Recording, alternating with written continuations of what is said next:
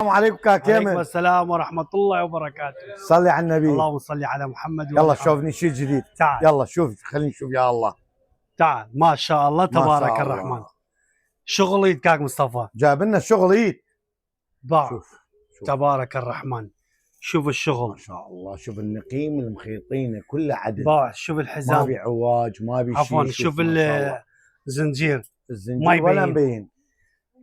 هذا الحزام ماله كيفك تشده كاك يمن بالظهر. فر لي اللعابه ضاع. حتى نشوف شوف الاردان. ما شاء الله، شوف ما الشغل. شاء الله. شوف الاردان، يعني حتى الشغل بيه من ورا باليد. هذا الشغل، هذا الشغل تعرف ايش قد يتعب؟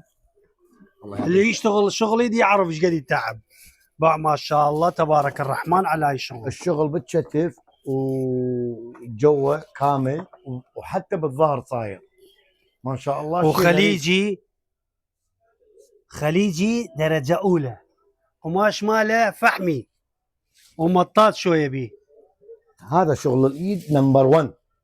يمكن ما عنده احد كركوك بس يعمل درجة شغل مو ما له درجة درجة أولى. تجي بالسوق دور كله وتجيني، روح دور باب مفتوح. والله عاشت ايدك. على انت جاي راسي. تجيب شغلات نمبر 1. شوف الشغل، شفت الشغل وراك كاك إيه. مصطفى؟